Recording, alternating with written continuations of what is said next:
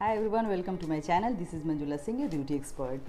और आज मैं एक ऐसा सोल्यूशन लेके आई हूँ जो आपके ज़िद्दी और फ्रिजी हेयर को करेगा बहुत ही सॉफ्ट और स्मूथ। मौसम बदलने के साथ साथ हमारे बाल भी अफेक्टेड होते हैं और बाल जब फ्रिजी हो जाते हैं, अनमैनेजेबल हो जाते हैं, तो बाल को आप कितना भी अच्छे से सेट करके आप बाहर जाते हो तो थोड़ी ही देरों में आपके बाल बहुत ही चेंज लगने लगते हैं फ्रिजी होने की वजह से, और वो मैनेज नहीं हो पाते।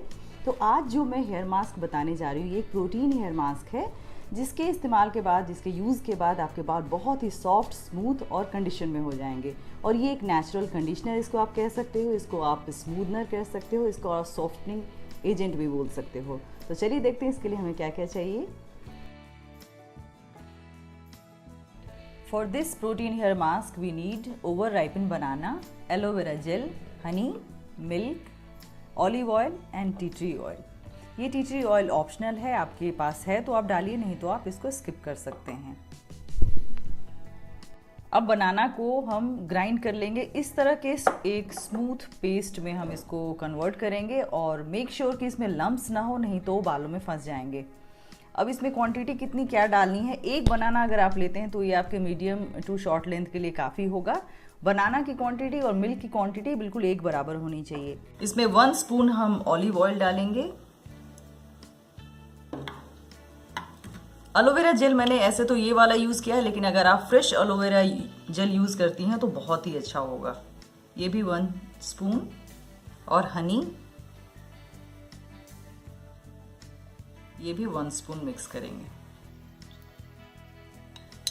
तो ये आपका कंडीशनर रेडी है।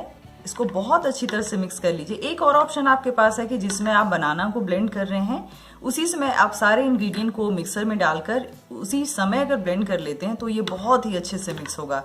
इसमें आप कुछ बूंदे टी ट्री ऑयल के डाल सकते हैं। अगर एक ऑप्शन मैं आपको और देती हूँ, जो लड़कियाँ हॉस्टल में रहती हैं या कॉलेज में पढ़ती हैं, उनके पास बहुत सारी चीज़ें अवेलेबल नहीं होती हैं, तो बनाना को सिर्फ ले लें और बाकी सारी चीज़ों को वो रिप्लेस कर सकती हैं मेयोनीज के साथ, एग मेयोनीज के साथ। रिजल्ट बहुत ही अच्छा होगा। लेकिन कोशिश करें जिनके पास अवेलेबल हो ये सारी चीज़ें, वो इंग्रेडिएंट में यही रखें। बनाना में पोटेशियम होता है जो बालों के लिए बहुत ही अच्छा होता है, डैमेज कंट्रोल करता है।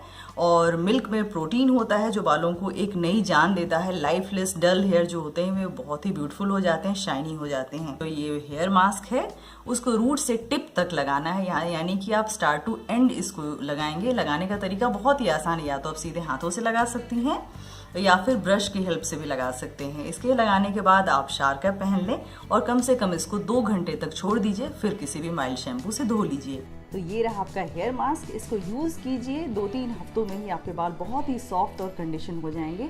एक बात और है, एक ही हेयर मास्क या एक ही बालों के जो शैम्पू हैं वो नहीं यूज़ करने चाहिए, क्योंकि थोड़े दिनों के बाद आपकी उस कंडीशनर के साथ या जो शैम्पू है बाल के साथ उसकी जान पहचान हो जाती है और उसके बाद वो इफ़ेक्ट नहीं आता जो शुरू में लगाने पे आता था।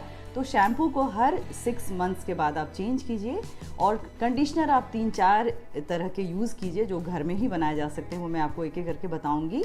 और जब आप कंडीशनर को चेंज करके यूज़ करेंगे तब आपके बालों में ज़्यादा इफेक्ट दिखेगा, शाइन दिखेगी, वो बाउंसी होंगे, बहुत ही मैनेजेबल होंगे, सॉफ्ट होंगे और स्मूथ हो जाएंगे। मेरे बाल भी बहुत ही ज़िद्दी हैं, वो आसानी से मैनेज नहीं हो सकते, लेकिन मैं इसको कंट्रोल में रखती हूँ और उसके लिए मैं 2-3 तरह के हेयर मास्क यूज़ करती हूँ। मास्क में ज़्यादा नहीं चेंज करती, लेकिन शैम्पू में हर 6 महीने पे बदलती हूँ। तो होप ये वीडियो आपको पसंद आएगा। जाते जाते एक छोटी सी टिप देते जाती हूँ आपके बालों के लिए ही। वैसे तो मैंने बातों बातों भी बहुत सारे टिप दे दिए। तो बालों को ट्रिम करें, इससे स्प्लिट एंड की प्रॉब्लम दूर होगी ना। होप ये वीडियो आपको पसंद आया होगा। पसंद आए तो लाइक ज़रूर कीजिए, सब्सक्राइब कीजिए, बेल बटन ज़रूर प्रेस करें। See you soon in my next videos. Take care and bye bye.